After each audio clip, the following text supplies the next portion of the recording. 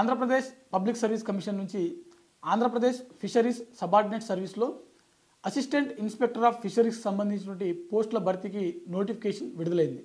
అయితే ఈ పోస్టులకు సంబంధించినటువంటి దరఖాస్తు ప్రక్రియ చూసినట్లయితే ముందుగా ఇది అక్టోబర్ 8 నుంచి అక్టోబర్ 28 వరకు, అంటే నెక్స్ట్ మంత్ 8 నుంచి 28 వరకు వీటికి సంబంధించినటువంటి ఈ పోస్టులకు సంబంధించిన దరఖాస్తు ప్రక్రియ జరగనుంది. దీనికి సంబంధించినటువంటి దరఖాస్తు లింక్ ఏదైతే ఉందో ఇది ఆంధ్రప్రదేశ్ పబ్లిక్ సర్వీస్ కమిషన్ యొక్క అధికారిక వెబ్సైట్లో అందుబాటులో ఉంటుంది.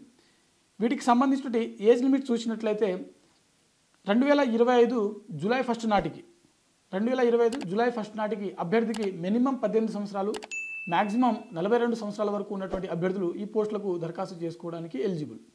ఎస్టీ, ఎస్సీ మరియు ఇతర వర్గాలకు చెందినటువంటి అభ్యర్థులు ఎవరైతే ఉన్నారో వారికి వయో సడలింపు అనేది ఉంటుంది.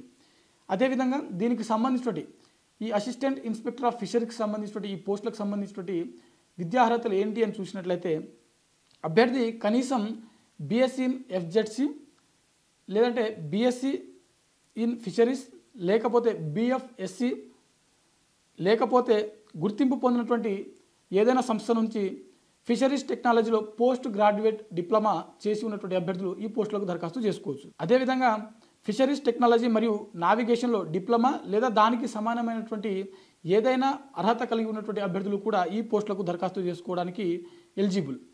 అయితే వీటికి సంబంధించినటువంటి ఎంపిక ప్రక్రియ ఏ విధంగా ఉంటుంది అని చూసినట్లయితే ఈ పోస్టులకు సంబంధించినటువంటి ముందుగా అభ్యర్థులు ఎవరైతే దరఖాస్తు చేసుకుంటారో వీరికి ఎగ్జామ్ అనేది కండక్ట్ చేయడం జరుగుతుంది. ఇది 2 పేపర్లలో ఉంటుంది. 2 పేపర్లు 150 మార్కుల చొప్పున మనకు కండక్ట్ చేయడం జరుగుతుంది.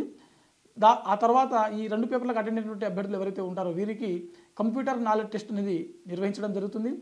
ఆ తర్వాత ఈ 2 పేపర్లలో మరియు ఈ కంప్యూటర్ నాలెడ్జ్ టెస్ట్ నిర్వహించినటువంటి ఈ ఎగ్జామ్స్ వీటిలలో వచ్చినటువంటి మార్క్స్ ఆధారంగా అభ్యర్థులకి డాక్యుమెంట్ వెరిఫికేషన్, సర్టిఫికేట్ వెరిఫికేషన్ అనేది నిర్వహించడం జరుగుతుంది. ఆ తర్వాత తుది జాబితా అనేది రిలీజ్ చేయడం జరుగుతుంది. ఇది కంప్లీట్గా offline based exam, OMR based exam అనేది మనకు నిర్వహించడం జరుగుతుంది.